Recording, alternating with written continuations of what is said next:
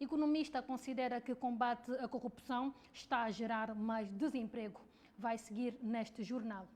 Desde 2012, comprometemos-nos com os sonhos dos angolanos, transformar através do ensino, da investigação científica e fazer histórias de sucesso, com 10 cursos de licenciatura e 3 de pós-graduação no centro da cidade do Huambo. O Instituto Superior Politécnico Sol Nascente é tecnológica e academicamente uma instituição do futuro. Saiba mais em ispsn.org e baixe o nosso aplicativo Sol Nascente, a escola do Huambo. Muito boa noite, seja bem-vindo ao Jornal da Camunda News desta quarta-feira. O gabinete do juiz conselheiro do Tribunal Supremo, Agostinho Santos, foi arrombado nesta terça-feira por pessoas até aqui não identificadas. Presume-se que o arrombamento tenha ocorrido na calada da noite, desconhecendo-se, no entanto, se foram subtraídos documentos ou objetos pessoais. De acordo com uma fonte do portal da Camunda News, na manhã em que se fez presente ao serviço para mais uma jornada de trabalho, o magistrado judicial deu com sinais de arrombamento na porta de seu gabinete. Recorde-se que o juiz Agostinho está a ser alvo de um processo disciplinar que lhe foi movido pelo Conselho Superior da Magistratura Judicial, o segundo do género, depois de denunciar uma série de alegadas falcatruas no concurso para o provimento do lugar de presidente da Comissão Nacional Eleitoral. Na altura, o magistrado havia denunciado que o concurso estava ferido de ilegalidade por ter beneficiado o juiz Manuel Pereira da Silva Manico. O candidato, supostamente apoiado pelo MPLA, apesar de ter acionado uma providência cautelar para impedir a tomada de posse do juiz, alegadamente beneficiado pelo sistema, o facto é que a Assembleia Nacional acabaria por dar posse a Manuel Pereira da Silva. A Camunda News enviou esforços para contactar Agostinho Santos, visando melhor esclarecimento sobre o arrombamento de seu escritório, mas não tivemos sucessos. O primeiro secretário do partido no poder em Pelá, em Benguela, Luís Manuel da Fonseca Nunes, garantiu na semana finda, durante um ato de massa decorrido no pavilhão Cássias Rubras, na cidade de Benguela, recuperar deputados perdidos nas eleições passadas e ganhar as eleições por 5-0 naquele círculo eleitoral nas eleições gerais de 2022. De acordo com o primeiro secretário provincial do MPLA em Benguela, citado pelo portal Correio da Quianda, para se alcançar tal desiderato, será necessário que as direções dos comitês de ação dos camaradas naquela província comecem a trabalhar a partir de agora para que nada falhe no momento certo. Temos de resgatar o deputado que perdemos para a oposição nas últimas eleições, frisou o político, tendo realçado que, para tal, os comitês de ação do partido deverão estar todos organizados, unidos e coesos em torno dos desafios para que as responsabilidades do MPLA com o povo de resolver os seus problemas se concretize pelo Executivo, disse. O também governador de Benguela fez saber que o Executivo deverá, para o efeito, implementar os planos e programas sufragados nas últimas eleições. O ato de massa contou com a presença das direções dos comitês de ação do partido nos municípios da Baía Farta, Benguela, Catumbela e também Lubito.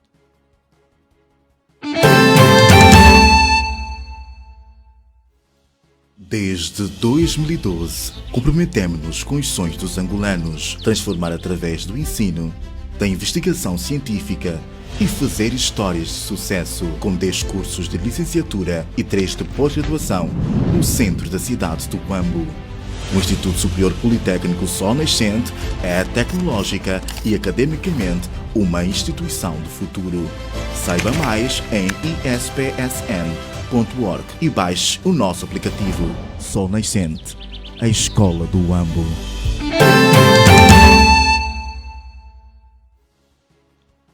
O economista Munene Ngelese considera que o combate à corrupção levado a cabo pelo governo de João Lourenço, ao invés de trazer dinheiro, simplesmente aumentou o desemprego. O economista falava em grande entrevista no jornal Valor Econômico, na sua edição desta segunda-feira. O mesmo aconselha que, ao invés de se receberem empresas que tenham sido criadas com fundos públicos, na sua perspectiva, o melhor teria sido obrigar os beneficiários a ressarcirem o Estado paulatinamente. Munene Ngulese disse ainda que olha para a situação com bastante preocupação, uma vez que o desempenho atual da economia se mostra extremamente retraído, não só pelo fenômeno da pandemia da Covid-19 que assola o mundo, mas também pela questão da estruturação da própria economia. E para comentar sobre este assunto, temos em estúdio agora mesmo o jornalista e editor-chefe da Camunda News, Antunes Zongo, a quem estendo a minha saudação. Muito boa noite, Antunes Zongo, e seja bem-vindo a este jornal. Boa noite, Márcia, e saudações extensivas para os nossos internautas e já agora os nossos rádio ouvintes. Analisando aqui a questão, a afirmação do economista Munene, diz que o combate à corrupção, em vez de trazer dinheiro, gerou mais desemprego. Como é que olha para esta afirmação? Muito bem, eu li atentamente a entrevista. Do ponto de vista técnico de jornalismo, aquilo que nós do jornalismo impresso gostamos de chamar uma entrevista crocante. As perguntas foram bem colocadas, também foram respondidas à altura, na dimensão de alguém que efetivamente respira a economia do ponto de vista do saber. Portanto, quanto à questão se o combate à corrupção está a aumentar o desemprego ou não, eu respondo isso de duas formas. Do ponto de vista da apreciação, do ver, do senso comum, podemos logo dizer que o combate à corrupção está a aumentar o desemprego. Até mais, pode ser das maiores causas do desemprego no país, respondendo numa perspectiva de olhar, mas numa perspectiva técnica não temos resposta, ou seja, podemos dizer que não. Porque, por exemplo, quando dizemos que há mais desemprego com a governação de João Lourenço, a gente vai em dados. O Instituto Nacional de Estatística publica dados constantemente e o último dado de 2020 aponta que o desemprego subiu ou aumentou para 34%. É dados. Portanto, nós não temos um dado para dimensionar o nível de desemprego causado pelo combate à corrupção. Entretanto, eu acho que o combate à corrupção, como disse, na perspectiva de ver, na perspectiva daquilo que a gente olha sem estudo, vamos entender que está a aumentar o desemprego. Obviamente que está. Por exemplo, temos aqui investimentos da empresária Isabel dos Santos que não foram concluídos porque depois foram arrestados. Tem, por exemplo, a fábrica de garrafas que já não avançou. A empresária já tinha investido cerca de 100 milhões de dólares, pretendia investir mais qualquer coisa como 1.000 milhões de kwanzas. Tinha, obviamente, pessoas empregadas, tinha mão de obra e tudo isso parou. É desemprego? É. Portanto, isso é suficiente para dizer que o combate à corrupção é a maior causa do desemprego em Angola? Não. Por quê? Porque não temos dados, não temos tudo. Ou seja, do senso comum é a maior causa. Por exemplo, nós temos estudos que indicam o desemprego causado pela Covid-19. O BNA fez, consultou empresas e outras instituições. Vimos que, através do Covid-19, houve muito desemprego. Certo. Ok, há dados. Muitas empresas foram fechando e foram Exatamente. mandando pessoas para casa. Covid-19. Mas não temos um estudo que indica a dimensão do desemprego causado pelo combate à corrupção. Okay. Devíamos, por exemplo, e já aqui podia lançar um repto à Ovilon, que é a consultora que mais tem realizado estudos, né, para aproveitar e fazer um estudo a essa dimensão. Quantas empresas fecharam no âmbito do combate à corrupção e com o encerramento dessas empresas, quantas pessoas ficaram desempregadas. Portanto, seria bom para todos nós termos dados e depois dizer ao João Lourenço, ao senhor Presidente da República, de que o caminho não é este, ou o caminho é este. Só podemos dizê-lo com base em dados. Certo. António Zongo, o combate à corrupção liderado pelo governo de João Lourenço no nosso país tem pernas para andar? Como é que olha? O combate à corrupção, ou seja, a corrupção é um ato de quebrar aos pedaços alguma coisa. Ou seja, só pela definição deve ser combatida. O combate à corrupção é o ato de quebrar aos pedaços alguma coisa. Portanto, pela definição, já devemos combatê-la. Se tem pernas para andar, o combate à corrupção do presidente João Lourenço vai depender dos próximos passos que ele vier a dar. Como, pela forma que observamos, penso que não. Mas ela pode, se haver interesse de Estado, se haver interesse da nação, ainda pode mudar o modelo do combate à corrupção. Como negociando com as pessoas, porque hoje temos uma série de empresários que tudo fazem para esconder o seu poder econômico. Já não fazem investimento. E temos outras pessoas que têm as empresas encerradas. Portanto, se o combate à corrupção vem causar mais sofrimento às pessoas, vem emagrecer o bolso coletivo, penso que devíamos repensar. Não diria que, não apelo que se termine com o combate à corrupção, não, mas podemos repensar como combater, quais os passos a dar. Portanto, se tivermos interesse nacional, ainda podemos ter passos para andar. Mas se a intenção for de manutenção do poder político, não teremos pés para andar. Porque até aqui percebe-se que o presidente ou a equipa do presidente, nessa altura, falo até na perspectiva de partido, teve muitos ganhos, porque há o grupo da Isabel dos Santos, que tem muito poder econômico e está enfraquecido. Portanto, daí aqui, se o combate à corrupção for efetivamente nacional, temos de repensar. E se for pura e simplesmente para a manutenção do poder, então penso que não terá pernas para andar. António Zongo, mesmo já para terminar, quer acrescentar alguma coisa sobre a afirmação também do economista e ainda sobre o combate à corrupção? Não, penso que não. Penso que é tudo e que foi, como disse de princípio, foi uma bela entrevista. O economista teve a altura das questões. Penso que não houve... foi uma entrevista conduzida por alguém que faz jornalismo do ponto de vista independente. É o senhor Júlio Gomes e no mercado jornalístico conhece-se quem é ele e, portanto, nada mais a acrescentar. Ok, muito obrigada pela presença aqui no Jornal da Camunda News e boa continuação. Obrigado e bom trabalho. Tá. Foi então a conversa com o jornalista e editor da Camunda News, Antunes Zongo. Tivemos a analisar sobre a afirmação do economista Munene, que disse que o combate à corrupção, em vez de trazer dinheiro, gerou mais desemprego. Disse isso na edição de segunda-feira do jornal Valor Econômico. Nós voltamos daqui a pouco, vamos para um curto intervalo.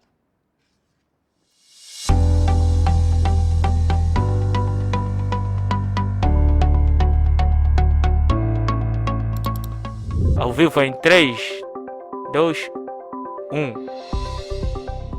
Sejam todos bem-vindos ao nosso especial entrevista. Produção de conteúdo digital, filmes comerciais, documentários, reportagens, cobertura de eventos e transmissão ao vivo. Temos estúdio e equipamento moderno. Planalto Digital Studio.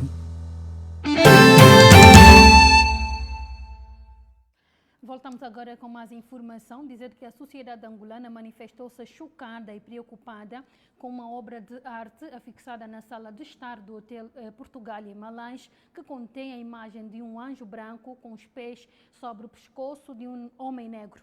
Para muitos, a imagem revela a existência de racismo e discriminação racial naquele estabelecimento hoteleiro.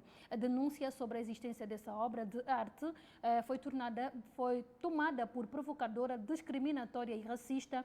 foi feita pela primeira vez nas redes sociais por um dos hóspedes do referido hotel, que se manifestou indignado ao ver a imagem na sala de estar de um hotel cuja liderança e funcionários são maioritariamente negros. Contactado pela Camunda News, o responsável da recepção do hotel, José Inácio, confirmou a presença da imagem na sala de estar do hotel, tendo sublinhado que nada tem a ver com a transmissão de uma mensagem discriminatória. A imagem, atestou o responsável ao portal da Camunda News, está sim na nossa sala de estar, mas não tem a ver com racismo ou qualquer coisa parecida. É uma questão de crença, mas o caso já está na direção, estão a ver como resolver, até porque a polícia já esteve aqui, disse o mesmo, que garante que o hotel é angolano e liderado por nacionais.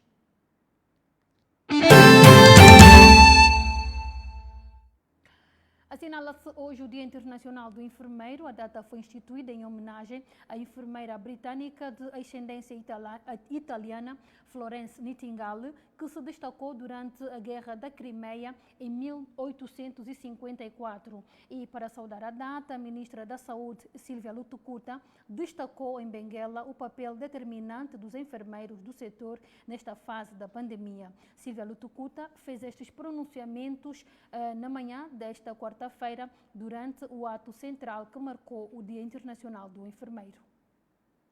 A comemoração do Dia Internacional dos Enfermeiros faz-se num momento muito difícil para a nossa vida como país, como povo e como profissionais de saúde, pois somos convocados para vencermos o enorme desafio que é a Covid-19. Estando colocados na primeira linha, os enfermeiros e outros trabalhadores de saúde têm consentido imensos sacrifícios, incluindo os das próprias vidas, para a resposta ao controle e tratamento da Covid-19 e para a continuidade dos serviços essenciais.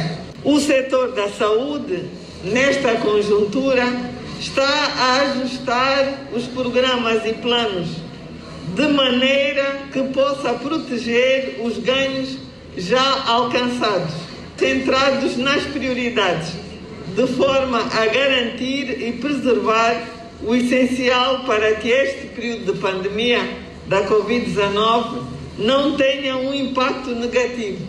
A prática da enfermagem é um nobre ofício de atividades tão diversas quanto complexas. Ministra da Saúde enaltece o papel dos enfermeiros no setor nesta fase de pandemia. Seguimos agora para a atualidade internacional. Cerca de 300 enfermeiros desfilaram nesta quarta-feira, dia 12, pela Avenida da Liberdade, em Lisboa, numa manifestação que visa assinalar o Dia Internacional do Enfermeiro e exigir a resolução dos problemas que afetam a classe. A manifestação teve início com uma concentração no Marquês Pombal, de onde os enfermeiros partiram em desfile em direção à Praça dos Restauradores, ao som de bombos e entoando palavras de ordem como resolver é o que interessa, estamos fartos de conversa, governo escuta, enfermeiros estão em luta, queremos formação, exigimos valorização e com a pandemia a contratação já é tardia. Ordeiramente, os enfermeiros desfilaram pela Avenida da Liberdade, cumprindo as medidas de segurança contra a Covid-19. Todos usavam máscaras e com distanciamento uns dos outros, segurando faixas com fotos de enfermeiros e com mensagens como carreira única ou não somos descartáveis. Entretanto, ao longo do desfile, os enfermeiros estiveram acompanhados por agentes da PSP que foram cortando o trânsito, a passagem dos manifestantes. Os enfermeiros com bandeiras vermelhas e azuis do Sindicato dos Enfermeiros Portugueses faziam pausas e repetiam as palavras de ordem entoadas por sindicalistas. A manifestação é promovida pelo Sindicato dos Enfermeiros Portugueses, que assinala assim o Dia Internacional do Enfermeiro, exigindo ao governo governo soluções urgentes para os problemas destes profissionais de saúde e da profissão. Os enfermeiros afirmam que o governo mantém a injustiça de não progredir 20 mil enfermeiros e promove outras, como a sistemática desregulamentação dos horários de trabalho, a contratação precária e o aumento dos contextos de trabalho a que os enfermeiros têm que dar resposta sem aumentar o número de efetivos.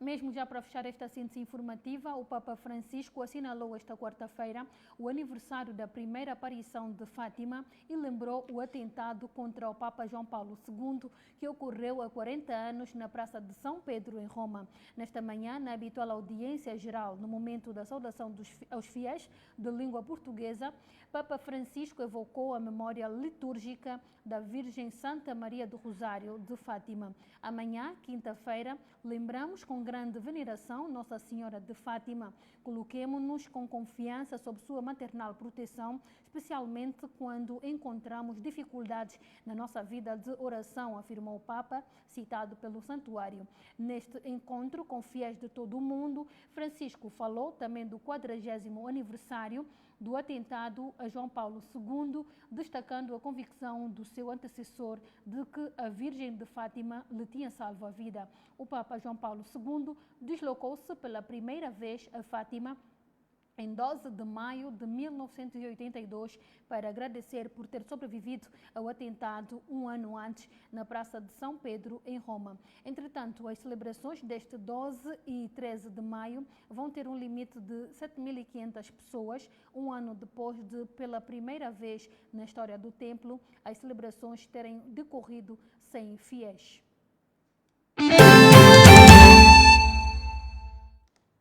E é com esta notícia que também colocamos um ponto final ao nosso jornal, na edição desta quarta-feira, e prometemos voltar amanhã nas sínteses informativas e pontualmente às 20 horas com o nosso jornal. Muito obrigada pelo carinho da sua audiência. Tenham todos continuação de uma boa noite.